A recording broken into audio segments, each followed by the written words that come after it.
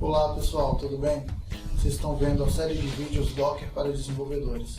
Esta série de vídeos foi baseada no livro Descomplicando Docker, que o link está aqui na descrição. Se você quiser adquirir, utilize o link e ajude o canal. Se ainda não se inscreveu, clica no botãozinho, se inscreve no canal, ativa as notificações para ficar ligado em toda a série de vídeos e curte o vídeo.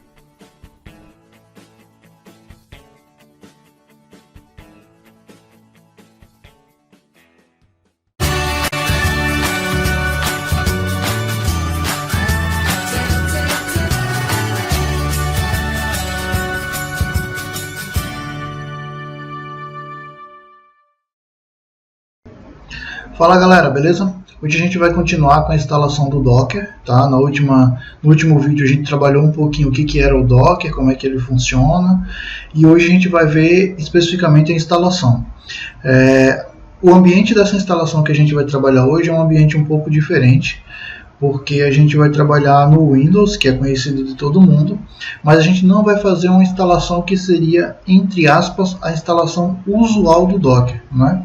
A gente viu no vídeo passado que o Docker funciona sobre o sistema operacional host e a partir daí ele vai trabalhar orquestrando containers, que nesses containers você tem não um novo sistema operacional, longe disso, porque isso é virtualização pura, mas o que eles têm na verdade é pequenas bibliotecas que são necessárias para rodar os serviços ou aplicações que estarão especificamente naquele container, né?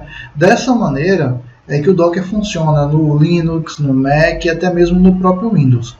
Só que dentro do Windows, que é o ambiente que a gente está trabalhando, existe uma diferença quando você vai trabalhar assim. Para você trabalhar dessa maneira, no Windows 10 você tem que instalar, tem que habilitar a funcionalidade da Hyper-V, né? Que é toda a lógica de virtualização que o Windows 10 trouxe, que é bem bacana também, funciona super bem.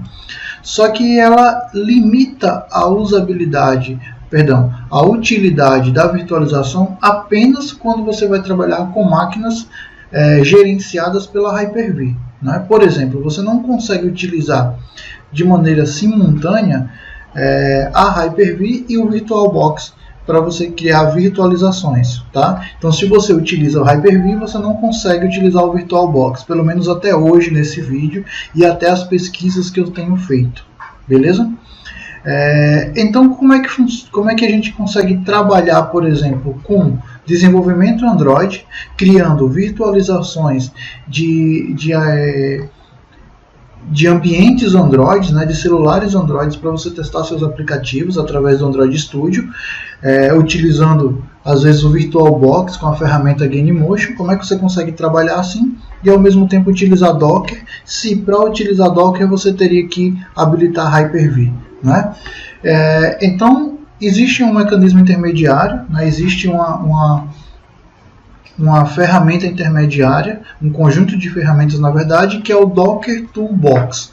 Ele está dentro da documentação do Docker descrito como um modo legacy de instalação, um modo legacy de você utilizar o Docker, porque na verdade é a maneira que você utilizava até o Windows 8. Como é que funciona essa maneira do Docker Toolbox? Você vai utilizar sim uma virtualização, né? E isso não descaracteriza na verdade o Docker, porque o Docker está entendendo que a máquina virtual é como se fosse o host, né? Então ele vai criar uma pequena instalação do Linux apenas com os requisitos básicos ali para ele utilizar o Docker, e o Docker vai criar os containers por cima dessa virtualização, tá? Você pode perguntar: Messias, mas isso de alguma maneira não faz com que o Docker seja virtualizado? Nesse caso sim, não é? Porque ele é uma funcionalidade para que você consiga trabalhar com desenvolvimento, por exemplo, tanto Android como um desenvolvimento que você precisa de ambientes Docker para trabalhar, tá? Então ele é na verdade um resultado, uma solução para esse problema. Mas se você estiver trabalhando em Docker em produção, ou se você estiver trabalhando com Docker em um ambiente, vamos chamar entre aspas, bastante aspas aí, nativo, você não vai ter esse tipo de problema. Então o Docker não vai ter virtualização, Tá? Então lembrando que essa forma de instalação é para resolver um problema específico que ainda não existe solução, que é justamente você ter ou que utilizar o Hyper-V ou utilizar a virtualização habilitada para o VirtualBox e para outros tipos de ferramentas que utilizam virtualização, ok? Para começar a instalação é muito simples, a gente vai abrir aqui o nosso Google Chrome, tá? E na página do Google você pode pesquisar por Docker Toolbox. Lembrando que essa vai ser a única forma de instalação que a gente vai estar trabalhando. Você pode acessar a documentação do Docker, procurar Docker Documentation, e dentro da documentação do Docker você pode verificar as outras formas de instalação. Nenhuma é complicada, então não precisa criar um vídeo para cada um explicando como é que é a instalação. Aqui é apenas para que a gente siga nosso fluxo crescente, então vai ser a instalação que a gente vai trabalhar. Tá? O primeiro link já é o link que a gente precisa acessar, que é a instalação do Docker Toolbox para o Windows, beleza? E aqui ele mostra para a gente, ó, a forma de instalação do Docker Toolbox, que é uma forma Legacy, tá? É uma forma que está sendo mantida, mas acredito que assim que tiver uma solução para esse problema da dicotomia entre o Hyper-V e o VirtualBox, por exemplo, a gente vai ter uma mudança nessa forma de instalação, beleza? Eu não vou passar aqui, você pode dar uma lida depois na documentação, mas você já vê que o primeiro botão aqui, Get Docker Toolbox for Windows, é o botão que a gente precisa pegar essa ferramenta, essa instalação esse instalador do Docker Toolbox para Windows, beleza? Já está aqui fazendo o download para a gente. Vamos aguardar o download. E aí, assim que concluir o download, é o que a gente vai justamente utilizar esse arquivo para realizar a instalação das ferramentas que a gente precisa para o Docker. O que existe nessas ferramentas? A gente vai precisar do Git, a gente vai precisar da instalação do VirtualBox, como eu falei, é a maneira, é a solução que ele encontrou para trabalhar. Tem uma Kitematic, que é uma interface gráfica que a gente depois vai conhecer ela para trabalhar com Docker, facilita um pouco as coisas, tá? Não é o ideal que você se limite a ela nesse momento. Se eu não estou enganado, ela ainda está na versão beta, então é bom conhecer, acompanhar a evolução, mas é bom aprender também na linha de comando como é que funciona o Docker. E dependendo da tua solução, para o que você vai utilizar o Docker, pode compensar ou não você utilizar o Kitematic, né? E vão ter as próprias instalações do Docker, inclusive uma máquina virtual pequenininha, né, uma instalação pequenininha de máquina virtual, que é justamente para você utilizar na sua VirtualBox, tá? Claro que tudo isso já é automático, na hora que você instala ele já vai preparar essa máquina virtual para vocês, a gente não precisa ter muito problema com essa parte de instalação, tá bom? Então eu vou minimizar aqui, esse arquivo não veio para a área de trabalho, então eu vou clicar aqui mesmo para abrir o meu Docker Toolbox. Ele vai verificar o meu antivírus, tudo bonitinho, ver se está ok para instalação.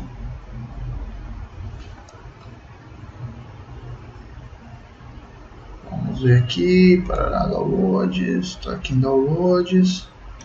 Vamos dar 2 cliques aqui, não sei se foi.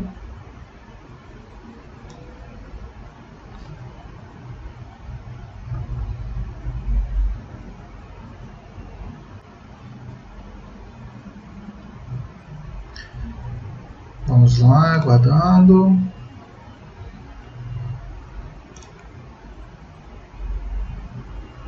Deve estar carregando.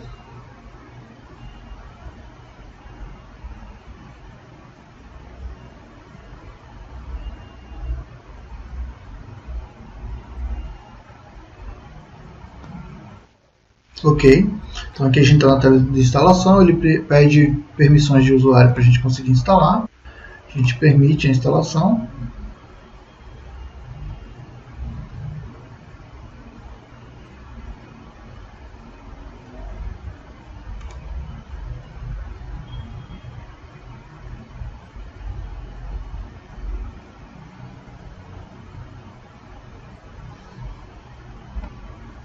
Prontinho. Aqui tem nossa tela do Docker Toolbox, nosso setup, tá? Que a gente vai utilizar para fazer a instalação. ok? É basicamente uma instalação simples com vários next que a gente vai utilizar, tá?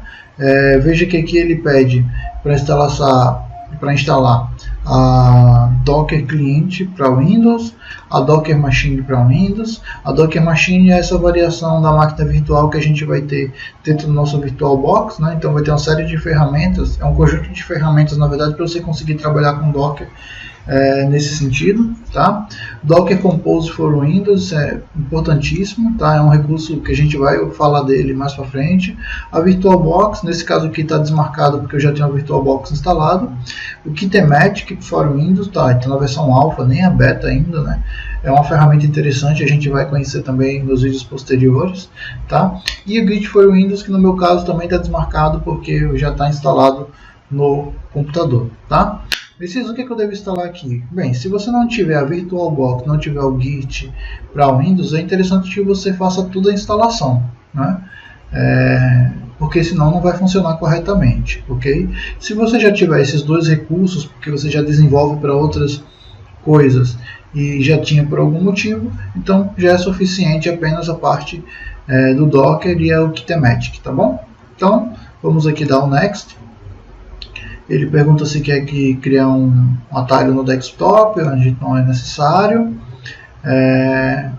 Um upgrade da Boot to Docker. Boot to Docker é justamente a pequena máquina virtual, o arquivozinho de imagem que cria a nossa máquina virtual. Então é interessante que mesmo que a gente esteja fazendo uma reinstalação, que a gente deixe marcado para que ele faça um upgrade. E ele adiciona também o Docker aos binários do path. Tá bom? Para o path. Então é interessante também deixar tudo isso aí. Eu vou marcar aqui para criar o desktop shortcut, porque facilita para a gente acessar aqui, depois eu removo da minha área de trabalho. Tá bom? Então aqui é só clicar em instalar, aguardar a instalação, que deve ser super rápida, não são nenhum tipo de ferramenta muito grande, tá? Então é uma instalação simples, rápida, e daqui a pouco a gente já vai ter o nosso Docker funcionando. Ok, vamos aguardar mais um pouquinho, está acabando já dando Kitematic. E aí assim que terminar a gente vai executar alguns comandos no Docker para ver se ele está funcionando corretamente. Ok?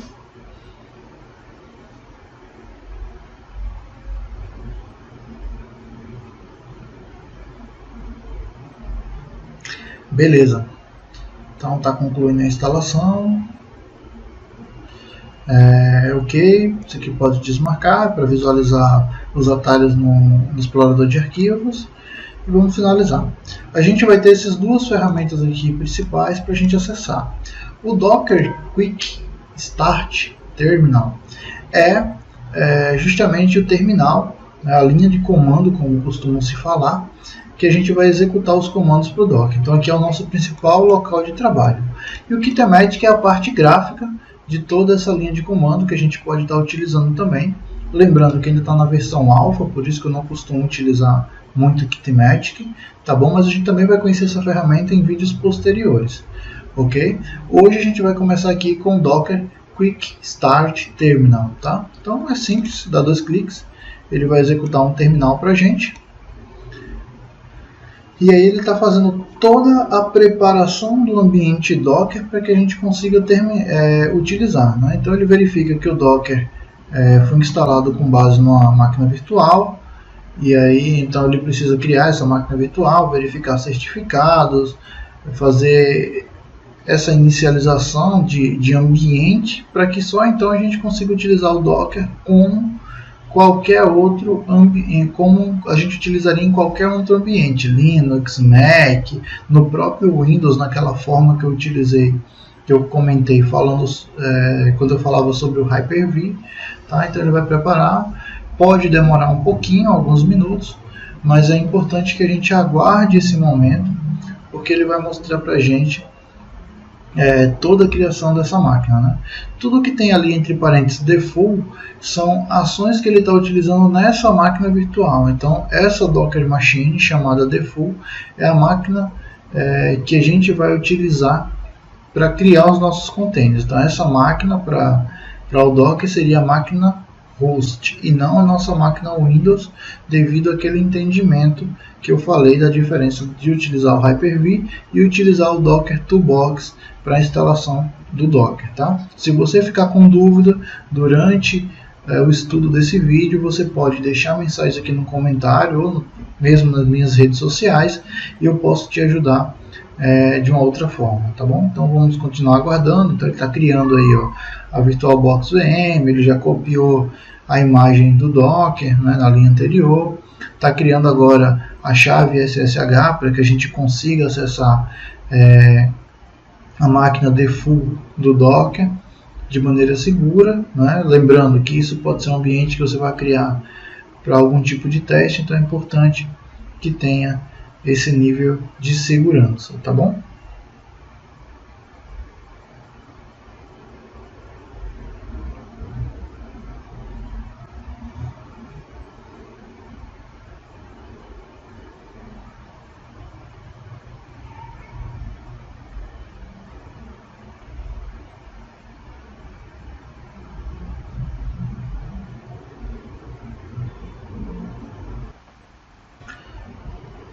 Olha aí, galera, agora ele está pedindo para que a gente autorize uma interface no VirtualBox, que nada mais é do que dar permissão para que a gente tenha um adaptador de rede acessível na nossa máquina virtual, na máquina virtual que o próprio Docker Toolbox está criando para que a gente consiga utilizar. Novamente, uma permissão de rede, né? Você vai acompanhando tudo por aqui, ó. Permissão para configurar um servidor DHCP, permissão, que aí esse servidor DHCP para que é? É justamente para os containers, né, para que eles consigam receber um IP e você consiga acessar especificamente determinado container, ok? Ele agora está aguardando por um IP. Messias, esse processo é demorado toda vez que eu vou utilizar o Docker? Não, tá? Esse é o processo inicial, é o processo que ele está firmando a máquina virtual do Docker para que você consiga utilizar a partir dela, né? Então é interessante que a gente aguarde com calma, com tranquilidade, para que ele faça todo esse processo e a gente vai ver que nas próximas utilizações serão mais tranquilas, né? Na próxima vez que a gente for utilizar, será mais tranquilo para a gente abrir, será mais rápido, tá bom? Ele vai sim ter um processo de receber ainda, de pedir autorização às vezes para um adaptador de rede, vai esperar um pouquinho para receber o IP, em alguns momentos vai configurar a SSH, tá? Então isso demora um pouco, mas no geral será um processo bem mais rápido. Vamos continuar aguardando a instalação.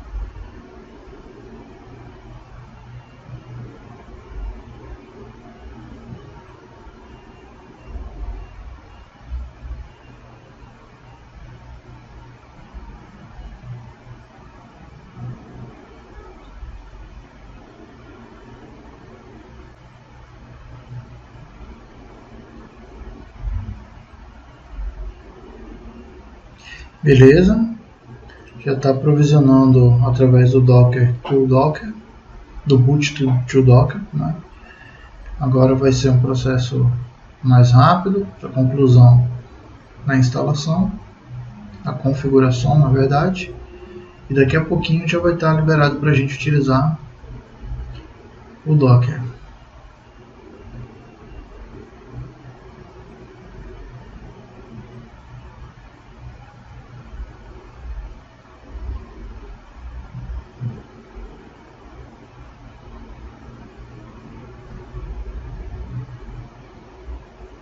Legal, legal, legal, legal.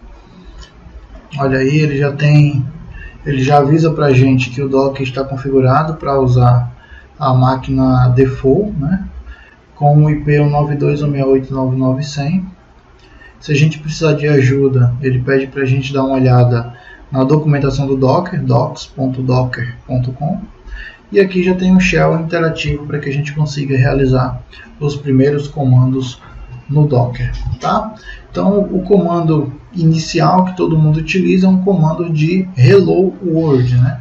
Então, a gente vai chamar a ferramenta Docker, vai pedir para ela executar, para ela rodar, para ela correr, na verdade, uma imagem chamada Hello World.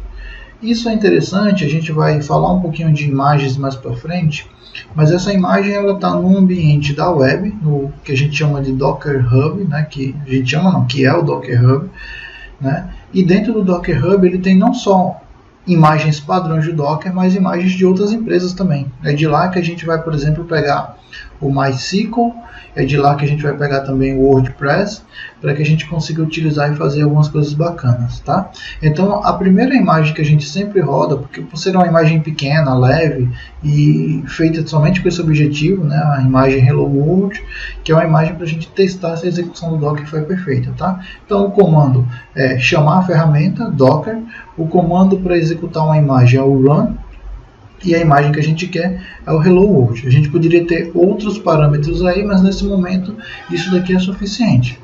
Como o Hello World é uma imagem que a gente acabou de instalar, é uma imagem que a gente necessita agora e que a gente acabou de instalar o Docker, provavelmente ela não vai ter no meu sistema operacional, ela não vai estar em nenhum lugar ou no lugar padrão que o Docker guarda essas imagens. Então pode ser que ele vá na internet realizar o download, ou se houve alguma atualização na imagem, ele também vai na internet e traz para mim a versão mais nova, tá? Então dou um enter aqui, ó, ele diz que não foi encontrado a imagem Hello World, tá? Localmente, então ele está indo na internet, baixou a imagem, executou para a gente e deu aqui, ó, Hello from Docker.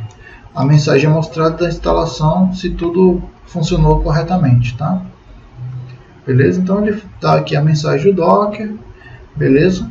E aí já desligou a imagem, tá? Outra imagem que a gente pode testar é o Docker Run Ubuntu, para a gente ver como seria, por exemplo, a instalação do Ubuntu para a gente, tá? Então ele tá aí, ó.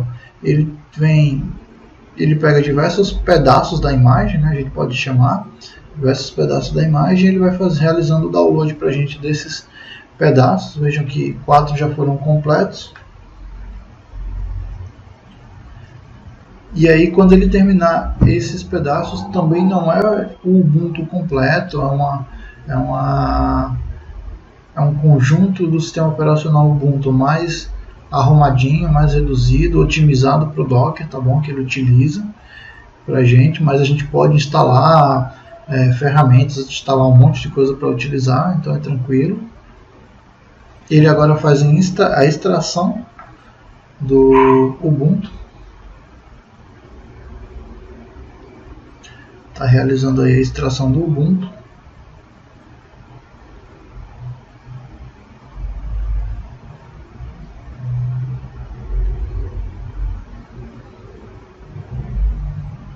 Ok, então ele pegou a imagem mais nova do Ubuntu. Se a gente rodar o comando docker images agora, a gente vai ver aí que a gente tem duas imagens ok, né, rodando. E se a gente for ver os containers, que é docker ps, seria o comando, a gente vai ver que tem um que não tem nenhum container funcionando. Ah tá, porque eu não coloquei outro comando, tá? Mas docker ps-a, a gente vai ver que tem dois containers aí, né? O primeiro container, que seria com esse ID aqui, que é do Ubuntu, tá bom? Ele foi criado há 40 segundos e saiu a 37, tá bom? E o Hello World também foi criado há 2 minutos, e nos mesmos 2 minutos, rapidamente ele saiu, beleza? Mas se a gente colocar aqui agora docker run -it Ubuntu, o que será que ele vai fazer? Ele agora deu acesso para a gente a um ambiente. Então o "-t" ele disponibiliza um console para a gente trabalhar, e o "-i" ele mantém o stdin aberto para que a gente consiga colocar comandos aqui. Então aqui eu posso colocar um "ls -la" e ele me dá todo o ambiente dentro da máquina que eu estou utilizando. Gente, o que a gente acabou de fazer aqui? A gente fez a instalação do Docker, a gente rodou uma primeira imagem, que a gente vai entender um pouquinho mais para frente o que é uma imagem no Docker, tá? Então a gente rodou a primeira imagem Hello World, ele gerou uma mensagem para a gente dizendo que estava tudo ok com a nossa instalação, tá? E depois eu rodei uma nova imagem do Ubuntu, então instalei essa imagem do Ubuntu e logo após eu rodei novamente a imagem do Ubuntu, tá bom? Criou-se um container, só que dessa vez eu coloquei o parâmetro "-it", que é um parâmetro que me dá acesso à linha de comando do Ubuntu. Então aqui eu posso fazer, por exemplo, apt-get update no Ubuntu, tá? E ele vai executar como se eu estivesse, não, de fato eu estou num container que tem o Ubuntu instalado. Então o que ele está utilizando? Ele está com a máquina virtual dele, né, sendo o host. Acima dela ele instalou um container Ubuntu, e nesse container Ubuntu tem as bibliotecas necessárias para o Ubuntu funcionar. Então o Ubuntu seria essa minha aplicação ou serviço instalado dentro de um container, tá ok? E aí você consegue utilizar todo o ambiente como se estivesse dentro de uma máquina Ubuntu, tá? Então eu vou sair aqui, vou dar um exit. Ele me traz de volta para o meu ambiente Windows, dentro do meu terminal do Docker, para que eu consiga utilizar. Novamente Docker PS. Não tem nenhuma imagem ativa. Docker PS -a. Aí agora ele me dá duas imagens do Ubuntu. Uma primeira que eu criei e não utilizei, uma segunda que eu criei e utilizei, tá bom? Existem outras formas de a gente trabalhar isso também, e a gente vai ver mais para frente como é que a gente deixa, por exemplo, um container rodando o tempo todo para a gente utilizar à vontade, tá bom? Galera, valeu, esse é o vídeo da gente, ficou um pouquinho longo, 26 minutos, mas espero que vocês tenham aproveitado, ok? Abração!